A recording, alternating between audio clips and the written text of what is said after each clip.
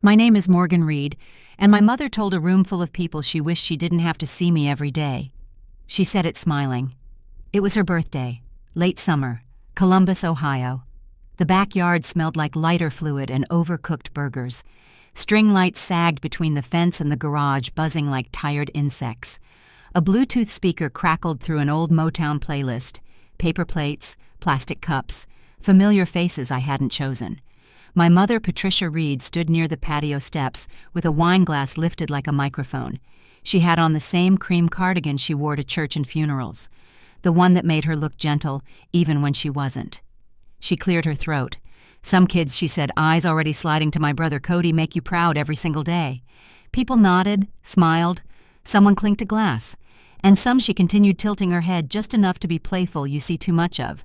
You know, you wish you didn't have to see them every day. Laughter broke out. Short? Uncomfortable. The kind people use when they're not sure if something is a joke, but don't want to be the first to stop smiling. Cody grinned into his beer. My father, Glenn, stared at the grill like it had just insulted him. I felt my fingers tighten around my cup. The plastic crinkled. I smiled back at her. Good news, I said loud enough to cut through the music. You won't. The speaker kept playing. Someone laughed again, thinking I was joining the joke. I'm moving to Raleigh, I added. Permanent. Lease is signed. I'm gone. That was the first time her smile didn't recover fast enough. If you've ever had family treat you like you don't matter, like your furniture they trip over, go ahead and hit like. Subscribe if you want to hear what happens when someone finally stops shrinking to fit the room. Drop a comment if a sentence from a parent ever followed you longer than it should have, because that sentence didn't come out of nowhere. It never does. I grew up in a split-level house on the edge of the city, beige siding, cracked driveway, a garage that always smelled like motor oil and disappointment. Inside, everything ran on an invisible scoreboard. Cody was the score. He played varsity football, linebacker, broad shoulders, easy laugh. His games owned the fridge calendar, red circles, underlines, exclamation points. My milestones didn't make the cut. On my 10th birthday, I came home to an empty kitchen and a sticky note on the counter. Practice ran late. Leftovers in the fridge. The leftovers were cold spaghetti in a cracked Tupperware. I ate it standing up, leaning against the sink. The dishwasher hummed like it was trying to drown something out. Cody's birthdays were block events, bounce houses, catered trays. My mother standing at the gate telling anyone who'd listen about his tackles and his future. Support your brother, she'd say, folding his jerseys fresh from the dryer. He's going places. Support meant giving up my weekends. Support meant silence. Support meant learning early that wanting things was rude. If I asked for anything, $20 for a field trip, a ride to a club meeting, my father would glance up from the TV and say, "Ask your mom." And my mom would sigh like I'd asked for a kidney. The only person who noticed I existed was Aunt Marlene, my dad's younger sister. She cut hair in a strip mall salon and lived alone in a second-floor apartment that smelled like shampoo and coffee. She showed up unannounced usually when my mother wasn't looking. She didn't ask questions. She didn't give speeches. She slipped things into my backpack, a prepaid card, a paperback book, a bus pass, for whatever she'd whisper. I learned early not to thank her too loudly. I found my escape in broken things, old electronics, dead keyboards.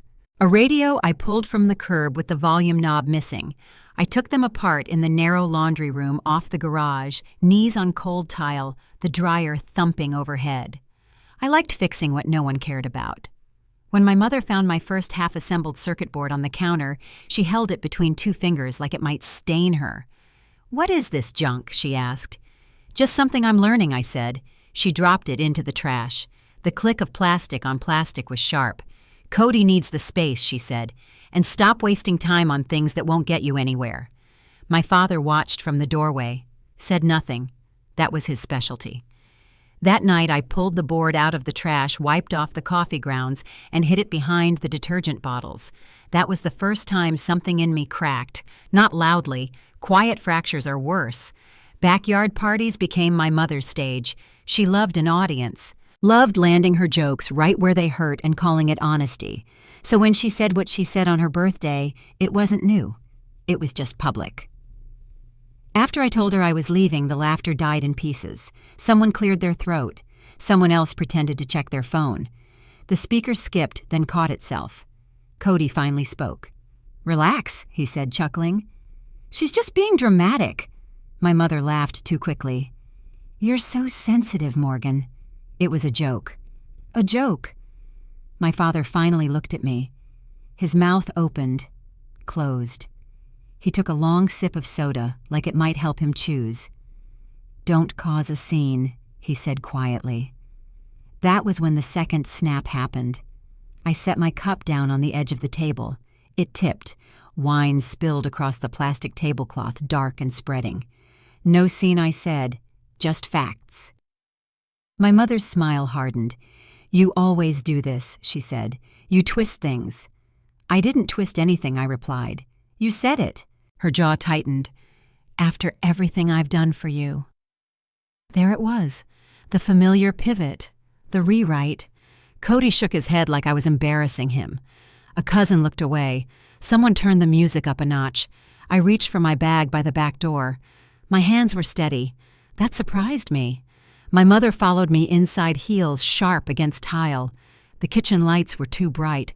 The sink was full of dishes from people who'd eaten my silence for years. "You walk out," she said low. "Now controlled, and don't expect to come crawling back." I turned. She met my eyes. "Honestly?" she said, voice flat as the counter between us. "I should have said it sooner. I wish I didn't have to see you at all." The words landed clean. No joke this time. No laughter to hide behind.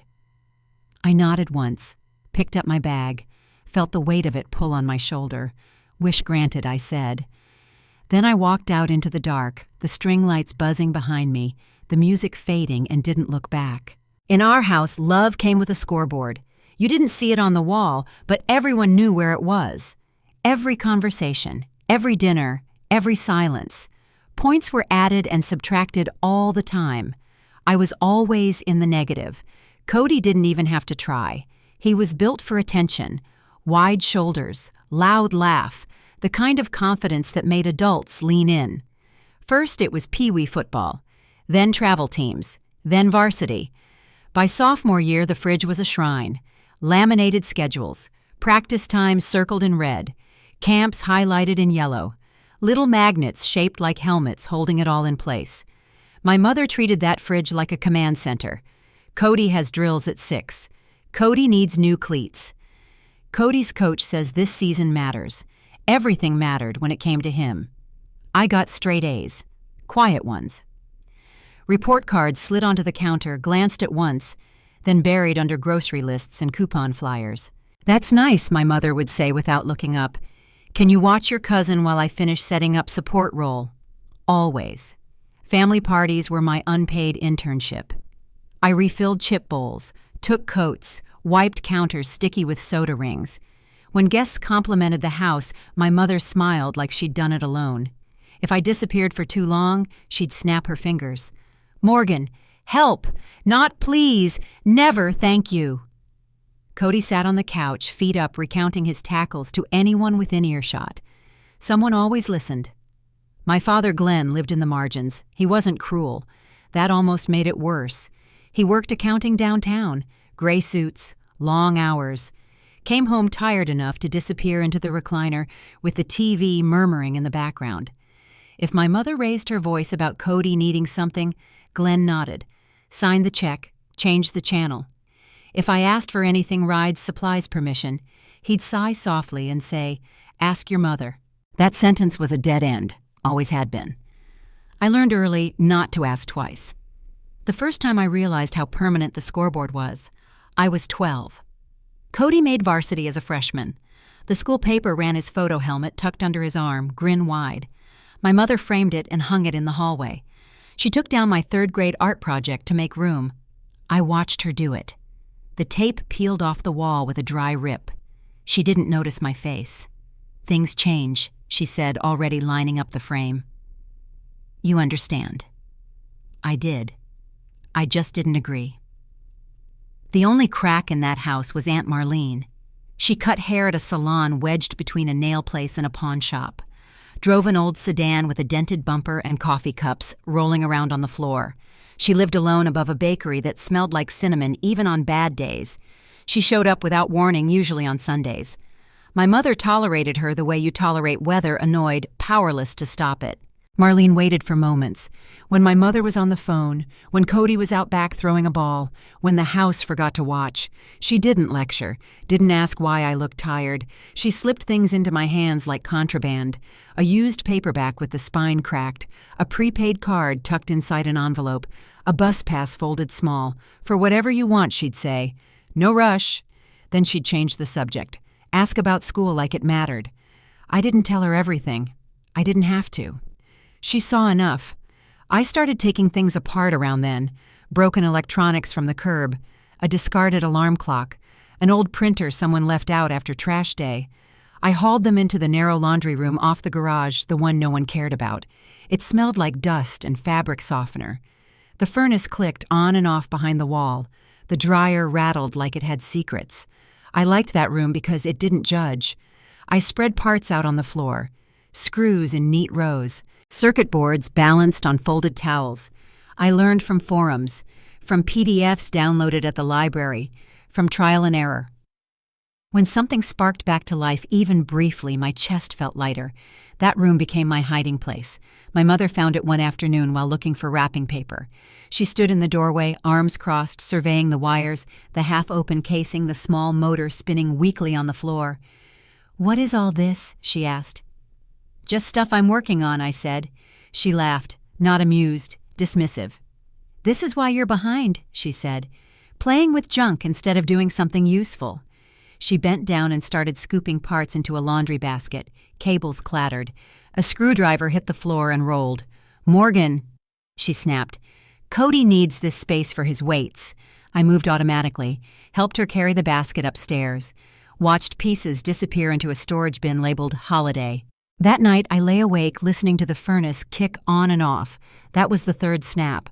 It didn't make noise, but it hurt more than the others. After that, I learned to shrink. I hid parts inside shoeboxes, stashed tools behind cleaning supplies, worked in smaller windows of time, 15 minutes, 20, always listening for footsteps. Cody never noticed. Why would he? The fridge kept filling with his life. One evening, while my mother was out, Marlene stopped by. She noticed the emptiness in the laundry room immediately. "Where'd your projects go?" she asked. I shrugged. "Got cleaned." She didn't push. She reached into her bag and handed me a thin book. Intro to Robotics. Library discard stamp on the inside cover. "There's a place downtown," she said casually. "Community center. They've got a makerspace, free nights. You should check it out." She slid a bus pass across the counter. No speech, no pressure, just an exit. The next Thursday I went. The room was small. Concrete floors, folding tables scarred with burn marks, shelves lined with bins labeled Motors Sensors MIST. It smelled like solder and old coffee. No one asked who I was. No one told me to move. I sat down, opened the book, and for the first time didn't feel like I was stealing time from someone else. When I got home that night, my mother was waiting. "Where were you?" she asked. "Out," I said. She stared at me, searching for something to correct. "You're acting strange lately," she said. "Don't get ideas in your head." I went to my room and shut the door. Down the hall, Cody laughed at something on TV. The fridge hummed. The scoreboard kept ticking. But for the first time, I knew where the exit was, and I wasn't going to stop looking at it. The letter arrived on a Tuesday, folded once too many times, my name printed clean across the front, like it belonged somewhere better. I found it on the kitchen counter, half buried under Cody's practice schedule and a grocery receipt. The return address said North Carolina State University. Raleigh. I didn't open it right away. I waited until the house went quiet, until the dishwasher clicked on, until the TV in the living room dropped to a low murmur. Then I slid my finger under the flap. Full ride, tuition, housing, books, computer engineering. I read it twice, then a third time slower. The words didn't glow, they didn't explode, they just sat there heavy and real. That was the moment I stopped pretending this house was temporary. At dinner, my mother served chicken without looking at me. Cody talked about preseason conditioning, about how the coach said this year mattered. I cleared my throat. I got into NC State, I said. Full scholarship. The fork froze halfway to my mother's mouth. Raleigh, she repeated like it tasted bad. That's not local. It's 3 states away, Cody said, smirking. Didn't know you liked attention that much. It's one of the best programs in the region, I said. They cover everything. My mother set the fork down. Hard. No, she said. Just that. No explanation. No discussion. Cody has camps all summer, she continued. Showcases. He needs help with scheduling, driving, meals.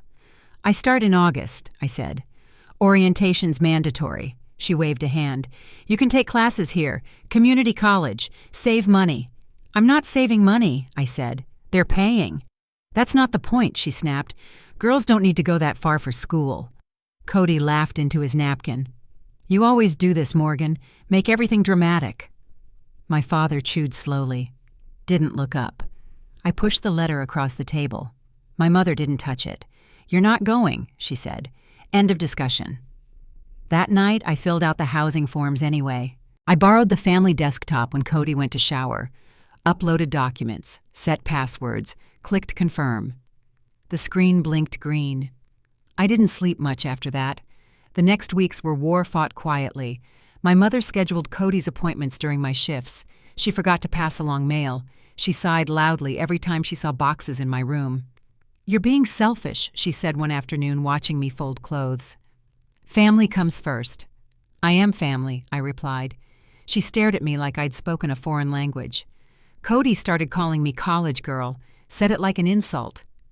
Don't forget us little people when you're famous, he said once, clapping my shoulder too hard. My father drove me to the DMV for a state ID update. Didn't say why. Didn't ask questions. He handed me the envelope with my birth certificate folded inside when my mother was in the shower. Don't lose this, he said. That was all. He refused to co-sign the dorm contract. Stood in the doorway, eyes on the floor. I can't get in the middle, he said. I nodded. I hadn't expected more. Aunt Marlene showed up the following Sunday. She waited until my mother left to run errands. Then she pulled me into the garage, the cold air biting through my sweatshirt. You're really doing this, she said. I nodded. She handed me a folded receipt. Dorm deposit paid. Bus ticket to Raleigh booked. A refurbished laptop wrapped in a grocery bag. I can't do much, she said, but you won't go empty-handed.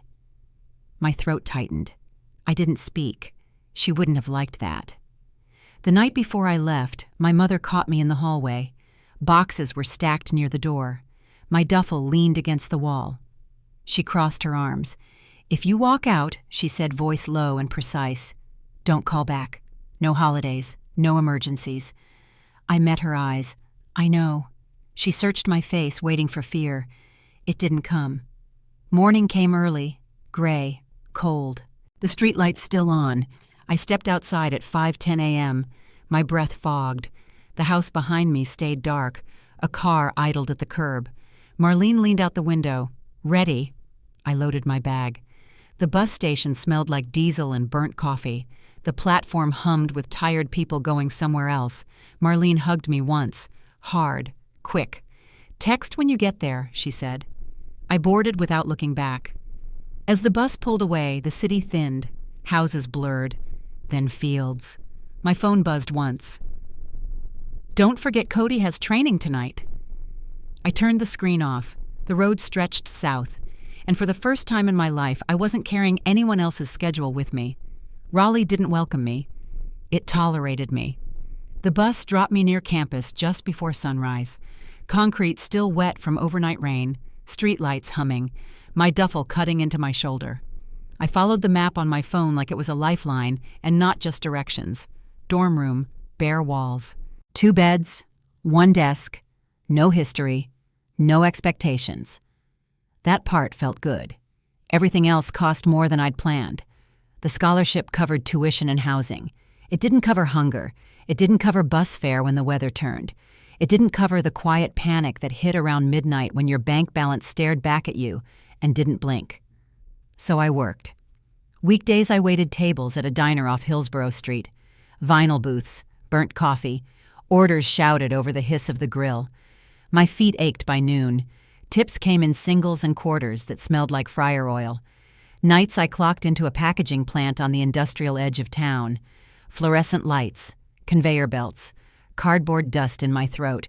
We packed household electronics, cheap routers, smart plugs, devices no one noticed until they broke. The machines never slept. Neither did I. I'd stumble back to the dorm around 2:30 a.m., hands still vibrating from the belt, and sit at my desk to finish problem sets. Code blurred. My eyes burned. I learned to nap in 10-minute blocks with alarms set like tripwires. Freedom had a price. It charged interest. Midterms hit hard. Then rent for the next semester. Then my diner cut shifts. Slow season, the manager said, not meeting my eyes. The plant offered overtime. I took it. That's when my body finally said no. It happened on a Wednesday night, late.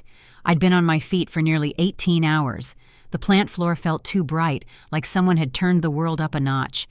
I reached for a box and missed it. My vision narrowed. The belt kept moving. I woke up on the concrete with voices above me and a siren somewhere far away. No head injury, someone said. She fainted. Embarrassing. That was the first thing I thought. They made me sit, gave me water, sent me home with a warning and no pay for the night. I missed 2 days of class after that. Then the plant let me go. Liability, the supervisor said. Nothing personal. Everything was personal. I sat in the financial aid office with my hands folded so tight my knuckles ached. The counselor slid a pamphlet across the desk. Loans, interest, paperwork. I walked out without taking it. I was one bad week from packing my bag again. That was when Ethan Park noticed. He sat 2 rows ahead of me in data systems, always early, always took notes like he meant to remember things. When I didn't show up for a quiz, he texted, "You okay?" I said I was sick. He didn't buy it. He showed up at my dorm that night with takeout and a look that said he'd already done the math. "You're working too much," he said, setting the bag down, "and not sleeping." I shrugged. "That's college." "No," he said, "that's burnout." He didn't ask about my family. He didn't ask for my story. He asked what I was building. So I showed him. Not the past, the work. I'd been tinkering with a side project between shifts, something small, ugly, unfinished. A scheduling tool. I'd noticed at the diner how many regulars were older, how often they talked about aides not showing up, meds arriving late, people forgetting them. I'd been forgotten. I recognized the pattern. The idea was simple. Optimize home care schedules using real data, not just availability, but fatigue, travel time, patient risk. Build in alerts, reduce missed visits, make invisibility harder. Ethan leaned closer to the screen. "This could work," he said. We started meeting in the engineering building basement. Cold rooms, whiteboards with old equations half erased, the hum of servers behind locked doors. He brought coffee. I brought code. A professor noticed us one night. Dr. Alvarez, systems optimization. Sharp eyes, no patience for nonsense. "What are you working on?" she asked. I told her. Straight, no pitch. She nodded once. "You're solving the right problem." She connected us to a campus incubator, gave us a mentor, a small grant, enough to breathe. We built a prototype that flagged missed visits before they happened, tested it with anonymized data. It wasn't pretty. It worked. A local home care agency agreed to pilot it. 3 weeks, no money, just proof. It flagged 2 failures in the first week, prevented 1. That was enough. The seed round was small, modest, barely covered server costs and groceries. It didn't matter. For the first time, I wasn't just surviving. I was building something that noticed people. I still worked weekends, still counted dollars, still slept too little. But the code grew cleaner, the alerts smarter, the silence shorter. One night after a successful demo, Ethan leaned back in his chair. "You realize he said you didn't run away, you redirected." I didn't answer. I thought about my mother's hallway, her voice, her rules. I thought about the plant floor, the belt that didn't stop. I looked at the screen, the dashboard lighting up green. This wasn't escape. This was construction. And I wasn't finished yet. I didn't win overnight. I stabilized. That's how it actually happens. A few years after Raleigh stopped feeling temporary, the numbers stopped scaring me. The company didn't explode. It held. Clients renewed. Alerts got quieter because the system learned. People showed up when they were supposed to. That mattered to me more than headlines. I bought a small place near a lake outside the city, not flashy. Wood siding, big windows, quiet mornings. I built one thing myself before anything else, a long table. Solid oak, scarred easily. Seats 10 if you squeeze. No assigned spots, no hierarchy, just space. That was when my phone started ringing again. Unknown number, Ohio area code. I let it ring the first time, then the second. On the third, I answered without saying my name. "We need to talk," my mother said. Her voice hadn't softened, it had sharpened, polite panic wrapped in authority. "It's about Cody," she continued. "He's in trouble." I didn't ask how. "Contracts fell through," she said. "Bad advice. Lawyers. He just needs help to get back on his feet." I stared out at the water, still, unbothered. "You have money now," she added like it was a neutral fact. "Family helps family." There it was, the old math. I told her I was busy and hung up. She called again a week later from a different number. Then again. Messages piled up, short, urgent, always about Cody. I didn't respond. The invitation arrived in the mail a month later, thick paper, gold lettering. My parents' anniversary, 40 years, a catered hall back in Columbus. I stared at it longer than I meant to. Curiosity isn't weakness, it's information. I went. The room smelled like flowers and wine, white tablecloths, familiar faces, older, heavier, louder. My mother spotted me immediately. Her smile flickered, then settled into something practiced. "You came," she said. "I said I might," I replied. Cody showed up late, thinner, tired. He hugged me like we were close. I didn't return it. During the speeches, my mother took the mic. She talked about loyalty, about family sticking together. She laughed, then said lightly, "Some kids disappear for years and think they're better than where they came from." A few people chuckled. Old habit. I stood up, not fast, not angry, just finished. I walked to her. The room quieted in waves. "You don't have to keep making jokes about me," I said. "Calm, clear. I already did what you wanted." She frowned. "What's that supposed to mean? I disappeared," I said. "From your life." The silence was complete. I didn't come to argue, I continued. "I came to say this once." She opened her mouth. I raised a hand. Not rude. Final. "I'm not giving Cody money," I said. "I'm not fixing this. He needs a lawyer, or a therapist, or a job." Gasps. A hiss from someone near the bar. My mother's face tightened. "After everything?" "No," I said. "After nothing." I turned and walked out. Outside, the air was cold and clean. I exhaled for the first time in years. The calls didn't stop after that. They got uglier, then desperate. I blocked them all. Distance isn't miles, it's settings. Back home, the table filled the way I'd imagined. Ethan came with takeout and bad jokes. A neighbor brought her kids. Dr. Alvarez stopped by once, proud and quiet. And Aunt Marlene, she was the only one who got a key. She ran her hand along the table the first night. "You built this," she said. "We did," I corrected. She smiled. That was enough. I started a small fund the next spring. Quiet. No press. Scholarships for students who had the grades but not the backing. Mentorship. Tools. No guilt attached. Applications came in faster than I expected. One girl wrote, "My parents say I'm selfish for wanting more." I knew exactly what to write back.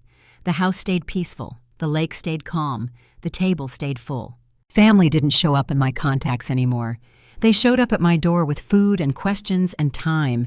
That's the difference. Family isn't blood. It's who sits with you when you need it and doesn't keep score. If you were in my place, what would you have done? Would you help? Would you walk away? Or would you do what I did and simply close the door? Tell me in the comments.